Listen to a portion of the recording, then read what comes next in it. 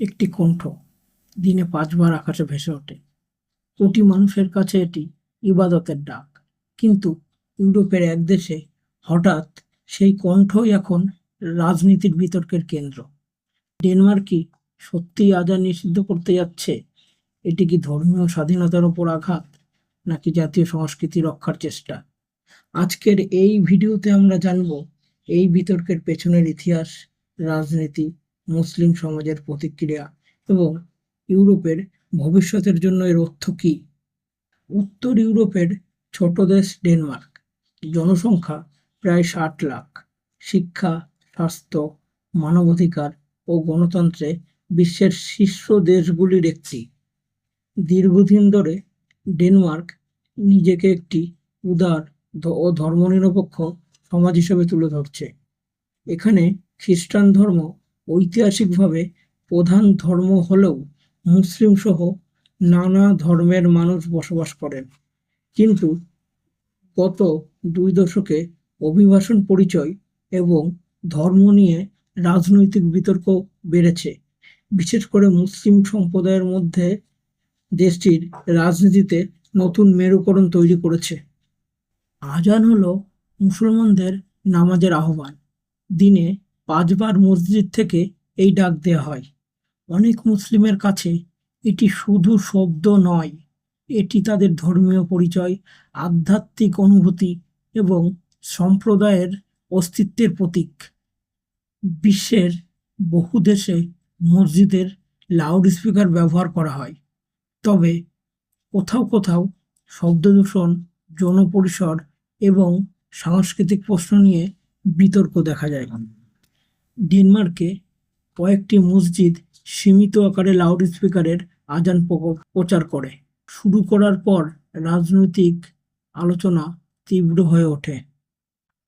কিন্তু ডানপন্থী জাতীয়তাবাদী রাজনৈতিক দাবি করেন আজান শুধু ধর্মীয় আহ্বান নয়, এটি জনপরিসরে একটি দৃশ্যমান সাংস্কৃতিক উপস্থিতি তৈরি করে। তাদের মতে ডেনমার্কের ঐতিহ্যবাহী শব্দভূমি বা সাউন্ড স্কেপ গির্জার ঘণ্টা থাকতে পারে, কিন্তু মসজিদের লাউড স্পিকার ভিত্তিক আজান নতুন সামাজিক উত্তেজনা তৈরি করতে পারে। এভাবে আজান নিষিদ্ধ করা সম্ভাব্য আইন নিয়ে আলোচনা শুরু হয়। আইন প্রস্তাবের সমর্থকরা কয়েকটি মূল যুক্তি দেন। সাংস্কৃতিক পরিচয় রক্ষা, ডেনমার্কের ঐতিহাসিক ও খ্রিস্টান সংস্কৃতির ঐতিহ্য সংরক্ষণ করা দরকার। জনপরিসরে ধর্মীয় প্রতিযোগিতা বাড়লে সমাজ বিভক্ত হতে পারে। লাউড স্পিকারের ব্যবহার নিয়ন্ত্রণ করা সব ধর্মের ক্ষেত্রেই প্রযোজ্য হওয়া উচিত। ডেনমার্কের মুসলিম সংগঠনগুলি এ প্রস্তাবের উদ্বেগ প্রকাশ করে। তাদের বক্তব্য, আজান নিষিদ্ধ করা মানে মুসলমানদের জনপরিসর থেকে অদৃশ্য করে দেওয়ার চেষ্টা। তারা আরও বলেন, আজান খুব সীমিত সময়ের জন্য প্রচার করা হয়, এটি সহিংস বা উস্কানিমূলক কিছু নয়। ধর্মীয় স্বাধীনতার, ইউরোপীয় গণতন্ত্রের মৌলিক অধিকার। অনেক মুসলিম নাগরিক প্রশ্ন তোলেন, যদি গির্জার ঘণ্টা অনুমোদিত হয় তবে আজান কেন নয়?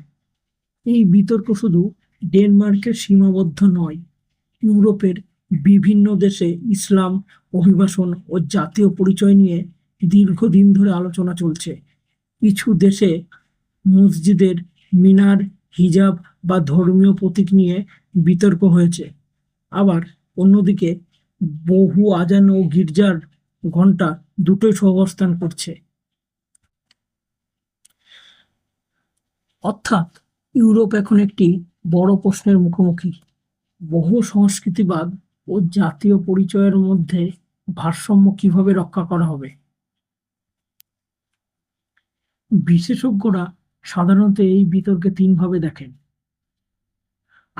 আইন আইনগত প্রশ্ন, ধর্মীয় স্বাধীনতা কি জনপরিসরে ধর্মীয় শব্দ ব্যবহার অধিকার দেয়?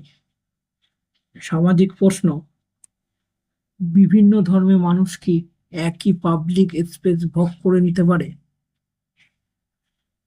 রাজনৈতিক প্রশ্ন হলো, অভিবাসন নিয়ে জনগণের উদ্বেগ কি রাজনীতিবিদরা ব্যবহার করছেন?